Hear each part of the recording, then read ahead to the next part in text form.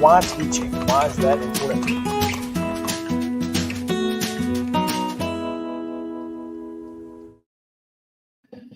Good morning and welcome to Mornings on Main Street, Southern Middle Tennessee. I'm Chris Yao, and well, the weather outside is frightful, or at least the roads for the most part in and around Southern Middle Tennessee. But of course, we are bringing you the latest news, headlines, events, and more from around the region on the show. So glad to have you guys with us and looking forward to telling you about all of the things that are happening in your communities.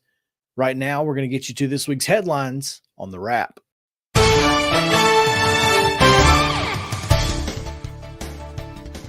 On the front page of this week's Main Street Maury, you can find Joe Huckabee, who turned 100 years old.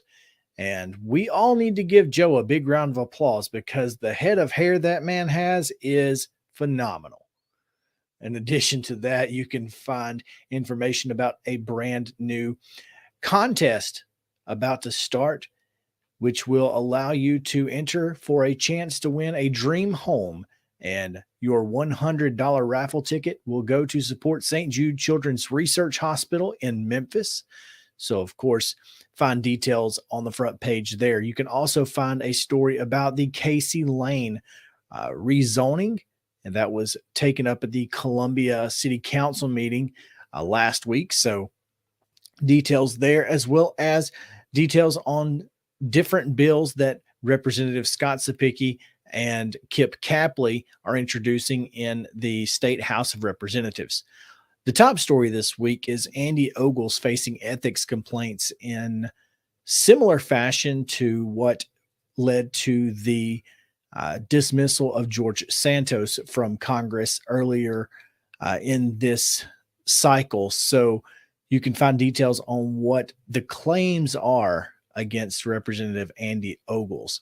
All of that is on the front page. You can find much, much more local news inside Main Street Maury. Make sure to pick up your copy today. We're going to send you down to Scott Stewart, who's got Giles County and Lawrence County's wraps all in one.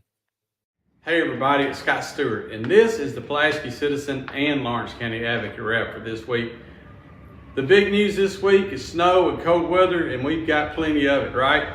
I got a chance to run back and forth between Pulaski and Lawrenceburg Monday and got some shots for both papers. You'll see those. Both squares are picturesque, as you can see right here behind me. How beautiful is that, right?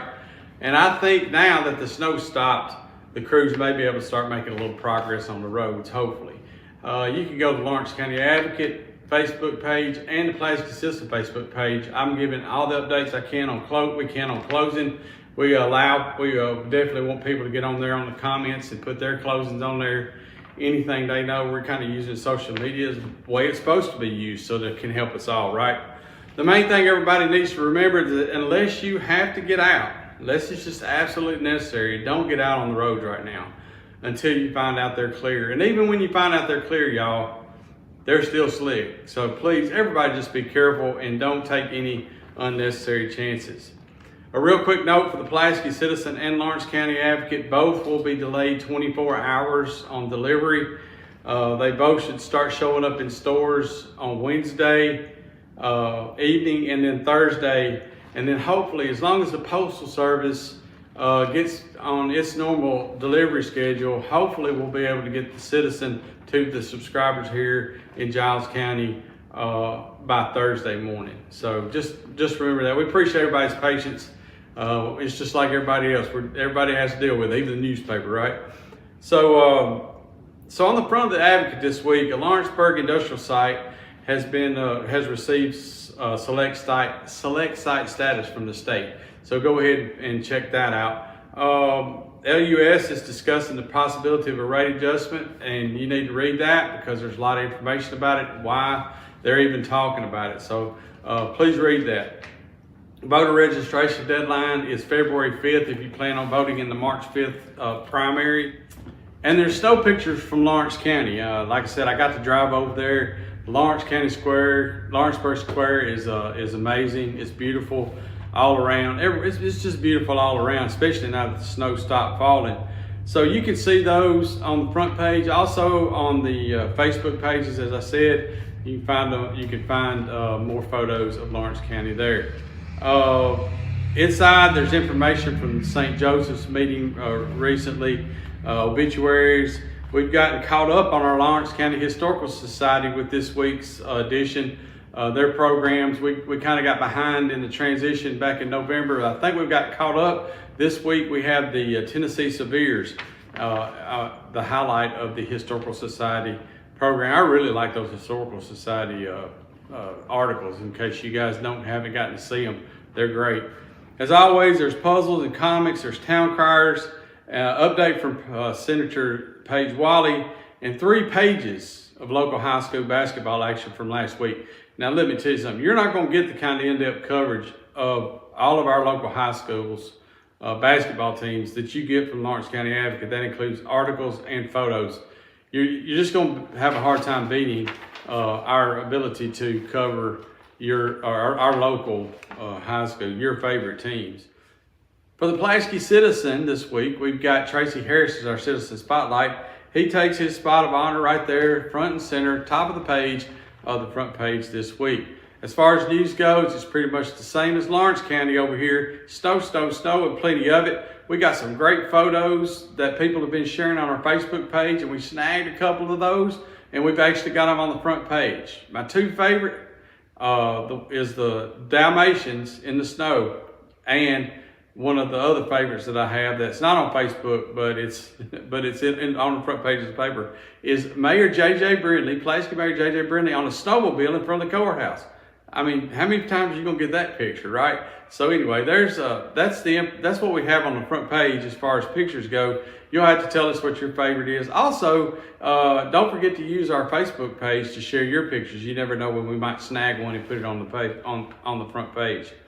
The County Commission has moved its meeting that was supposed to be Tuesday of this week to Monday of next week. And top among those things that they're going to be discussing is the Bridgeforth Middle School renovations and upgrades project and how to pay for it. There's actually a little bit more information about that than there was last week, because they've had a meeting since then. They have 2 committees that have now recommended that they pass the bond issue of $8.7 million. So make sure you pick that up and read it. I've got a pretty thorough breakdown of all that they're supposed to deal with. That is coming up 9 o'clock Monday morning right here in the Giles County Courthouse. And we will have it live on Pulaski Citizen Live if you cannot make it. We've got an article on the most recent Board of Mayor and Alderman, Pulaski Board of Mayor and Alderman meeting. We got Giles Pass highlighting Oddfellows Hall this week, a ribbon cutting for Hood Automotive, senior citizens happenings. We got obituaries, backward glances, property transfers, general sessions court docket, church page, community briefs, funny games, all the things you come to love about the Pulaski Citizen. And this week we've got information from some of our great advertisers. Sharp Motor Company's got some new stuff going on out there. They want you to know about it. Check it out in the Citizen. Also, Northside Medical Professionals have opened up an office out on West College Street. They want to introduce themselves as well, let you guys know where they are and what they're doing. And we got a reminder from MTSU right there on the front page, at the bottom of the front page, to not forget about them when your kid's looking at where they want to go, or anybody's looking to where they want to go and get their extended education. So we've got something for everybody in the Pulaski Citizen Lawrence County Advocate. Start looking for them Wednesday evening and Thursday in the markets, and hopefully by Thursday we'll have the subscribers for the Pulaski Citizen will have their newspapers in their mailboxes. So everybody, please remember to stay safe. And if you don't have to get out, don't. And if you do have to get out, and even if you think the road's clear, don't trust it, it's not. Just take my word for it. The temperatures are going to remain low, and the roads are going to still be treacherous. Some of the back roads, we all know, they won't thaw up until summertime, right? Hey, and also I want to say right now, thank you to all of our utility workers, our emergency responders, and our medical people who are out here in this doing what they have to do to keep us with our water and our gas and our electricity. They're out there whenever we need help. As far as emergency responders, they're coming to us. They're getting us to the hospital where these medical personnel have been braving all these conditions to make sure they're there for us. Thank you to those guys. Back to you, Chris. Having a good, confident smile and being able to portray that positivity to others is really helpful. A professional family atmosphere is what we get every time we come here. Our hygienists do a better job at kind of assessing mouths and coming up with plans than most dentists do. They're very kind and they're very aware of other people. I think if there's things that I would want you to leave here with, I want you to feel like you were heard, that we listened to you, and I want you to feel like that your concerns were addressed. Piggly Wiggly, located in Neely's Mill Shopping Center, is Columbia's locally owned and operated Cost Plus 10 grocery store dedicated to serving the community with low prices and smiling faces. Piggly Wiggly offers fresh, hand-cut meats daily as well as daily hot plate lunches from their deli counter. You're certain to see smiling faces and a helping hand when you're here at Piggly Wiggly. Come by and check out our fresh produce, high-quality meats, and more. Down home, down the street, we'll see you at the Pig. Hello and welcome back to Mornings on Main Street. I am Olivia Adams and I am here at Fire Station number 1 in Columbia, where the Columbia City Council recently approved nearly $5 million in renovations and an expansion. And who better to talk to about that than Columbia Fire Chief Ty Cobb and Deputy Chief Nick Brown. Well, thank you for talking with us this morning. Can you tell our viewers a little bit about the renovations and what to expect? Well, Olivia, you can expect a lot. First, we're very excited about this renovation and expansion of Fire Station 1. This station was built in 1977-78 to house fire companies. The city has grown so much since then, and we've been planning and working towards this renovation and expansion for several years now. It's been a long time coming. We're very excited about it. So how did the project originally start? So as the city has grown and our services continue to expand, and we have 5 divisions. We have administrative, suppression, emergency management, fire inspection division, suppression division. There's a lot of services that are provided to Columbia, from Columbia Fire and Rescue to the city of Columbia, and we knew we needed more room. We also have more females working here now than ever. The department is very diverse and continues to reflect the community it serves.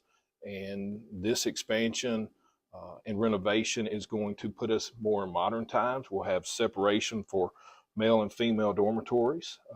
We'll have an upgraded kitchen with hood suppression system and be up to code. And that's very important for us. So right now, everything is being moved this month, the month of January. Administrative offices are moving to Firefighters Drive out behind Howell Elementary School off Bear Creek Pike. So anybody needing any reports or anything would need to come to that station. That will be temporary for the next 12 to 14 months. Station 1 that's getting remodeled will still have a fire company here to protect the downtown area. I think that's very important that our citizens know that.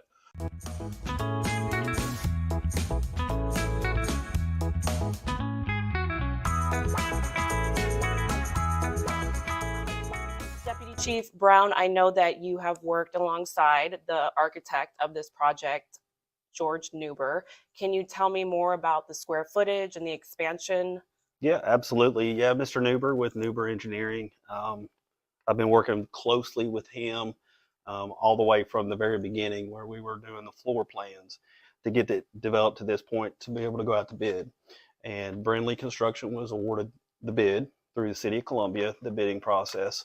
And Mr. Neuber and I have been emailing back and forth on every little detail, all the way down to what doorknobs we're going to be putting in there. It's a lot of information, a lot of preparing, but as long as we can prepare right now, it's going to make this flow so much smoother as we start the process. Olivia, we're really excited that George Neuber is the architect.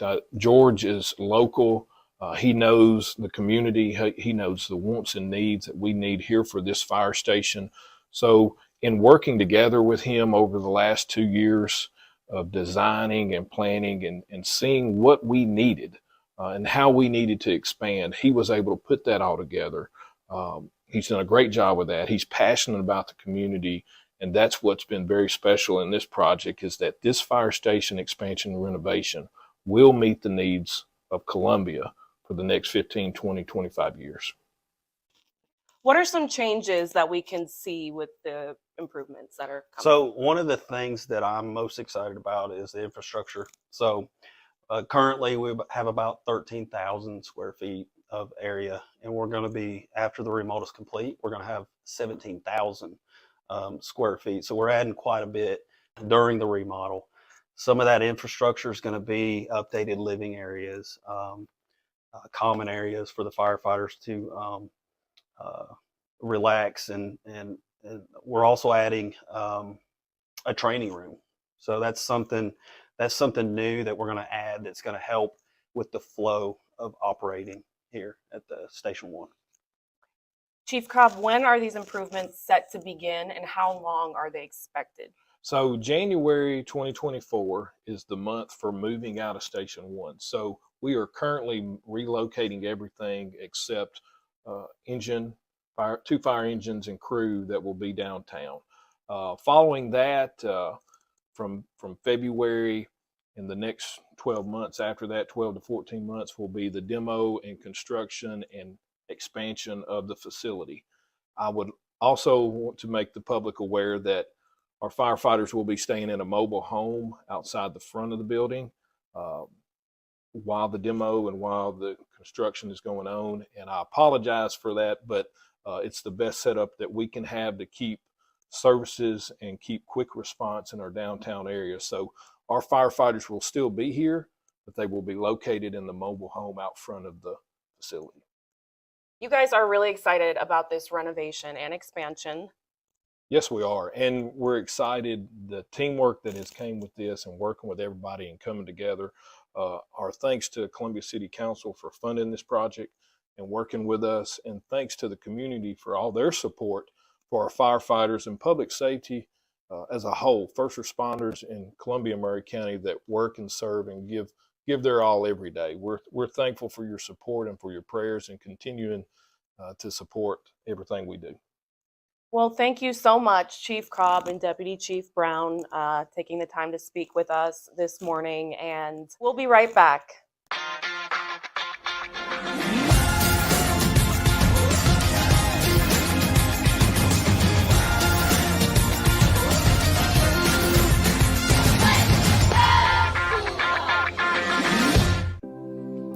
Custom Stone Handler supplies over 600 distributors and suppliers with quality stone products. Along with River Stone, we produce and distribute over 100 building, landscape, and other bulk products.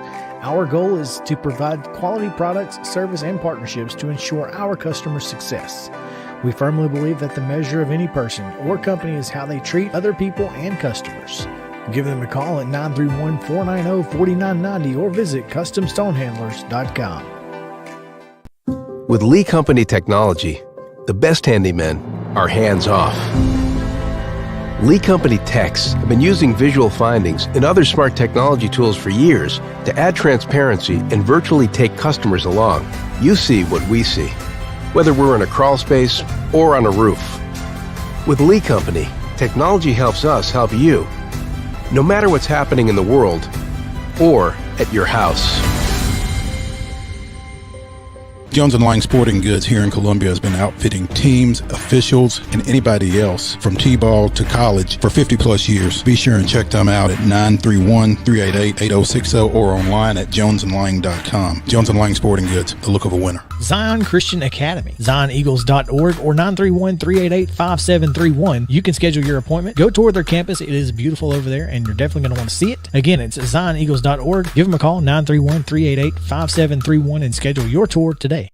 Welcome back into Mornings on Main Street. It is time, of course, to take a look at sports. So let's send you over to Maurice Patton, who has your Main Street Maury sport. Yeah, Chris, this week's Main Street Maury print edition has coverage of a big District 10 1A matchup on the boys' side as Santa Fe and Richland met up for the first time in league play, both ranked in the top 10 of the Associated Press statewide poll. Again, coverage of that in the print edition here that comes out today. Also, a little wrestling. Summit with a big match against Montgomery Bell Academy. Also had Summertown and Loretto round 1, and we can't miss that. So a lot of basketball in here, including results from the Maury County Middle School Championships that wrapped up over the weekend. We've also got Spring Hill and Page wrestling coverage, and get you ready for the state bowling tournament that was supposed to start today at Smyrna, but has now been pushed back because of the white stuff outside. But Lawrence County and Columbia Academy's boys bowling teams will both be involved in that, in addition to some individuals from both those teams. Columbia Central will have a couple of individuals over there. Spring Hill has a freshman, and Lawrence County has a couple of girls going as well in Division 1. Again, as always, we've got our box scores. We've got our schedule, which may or may not mean anything this week with the inclement weather that we have had and expect to have later in the week.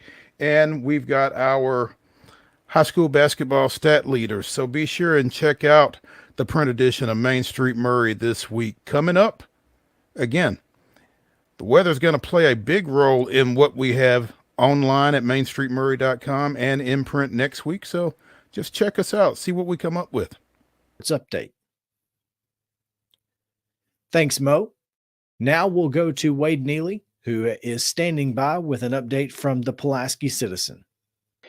Hey folks, Wade Neely here, sports editor at the Pulaski Citizen. Broke out my finest winter wear as Mother Nature has dumped snow all across the mid-state, all across really a lot of the southeast. But sports roll on, and we've got a jam-packed edition of the Pulaski Citizen this week as our sports section features content from the Richland Lady Raiders, features 2 signees from the Giles County softball team. They're going to continue their college careers.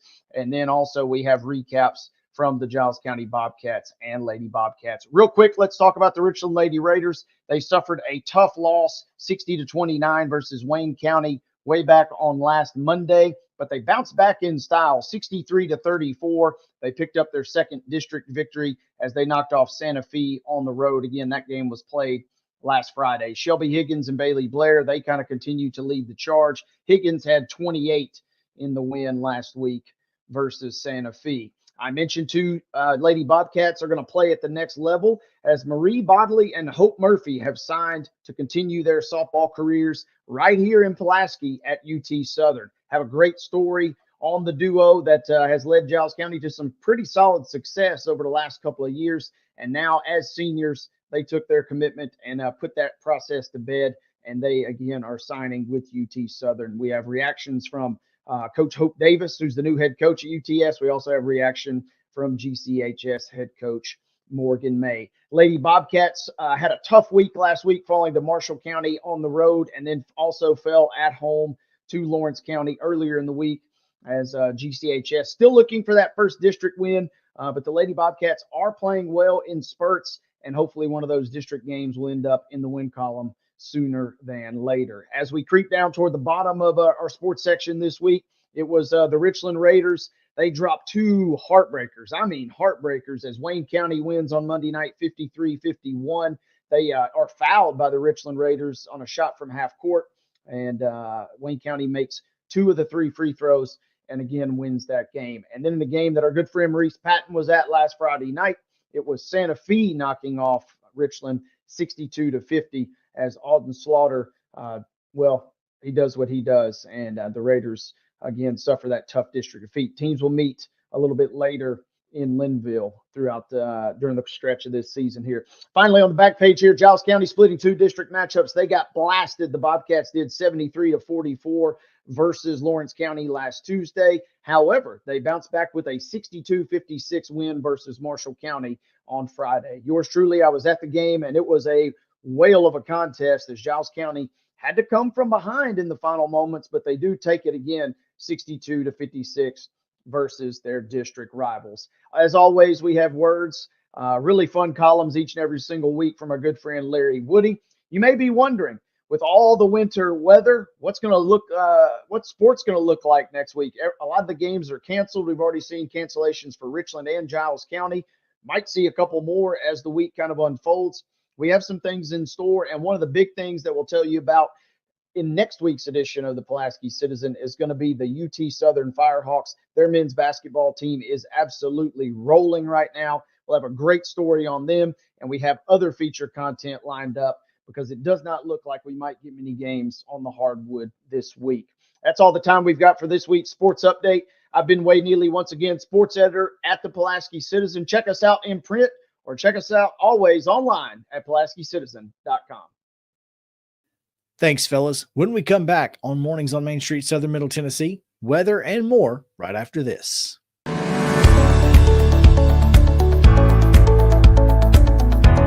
They have always met wildest expectations as far as taking care of my teeth and my health.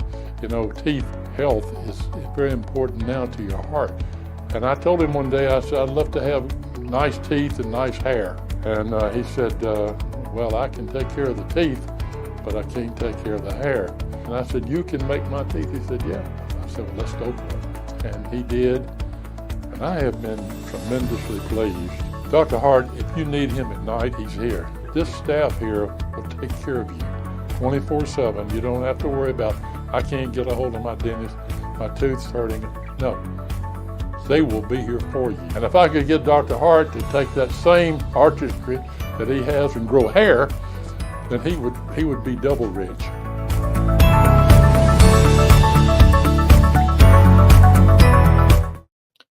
Welcome back into Mornings on Main Street, Southern Middle Tennessee. It's time now to take a look at weather from our friends at Tennessee Valley Weather, who have been keeping you up to date throughout this entire winter storm. From the Tennessee Valley Weather Channel, this is your weather today. Hey folks, good morning to you. Ben Luna here with you in the Home Weather Center, wishing you a fantastic and still safe Wednesday morning. Extremely cold temperatures remaining across the area as we head through today. Many of you adding about 5 to 10 degrees as opposed to where we were yesterday for today's high. That should top out at around 25 to 26 degrees under a partly cloudy sky. Now again, temps overnight will nosedive all the way down to the low to mid-teens across the entire area. And looking ahead to Thursday, we'll start with partly cloudy skies tomorrow. However, more clouds build in, and a clipper system dives down across the mid-state region, producing the possibility for a wintry mix. Now, depending on your exact location, northern parts of the region could see a few rain showers. Central areas could see a mix of sleet to snow, and southern areas could see a little bit of snowfall again. This should not last long and be out of here as we head toward Friday morning. Now, Friday afternoon will clear again, back to partly cloudy skies, and temperatures, well, after being well above freezing for the high on Thursday, we're right back down again Friday to around 28, and then you'll notice the 20s here for your Saturday. Warming up again, though, as we look ahead to Sunday and points on into next week. That's a quick check on your weather on Main Street. Thanks for stopping by. Have a blessed Wednesday, and we'll talk to you soon. That's going to do it for this edition of Mornings on Main Street, Southern Middle Tennessee.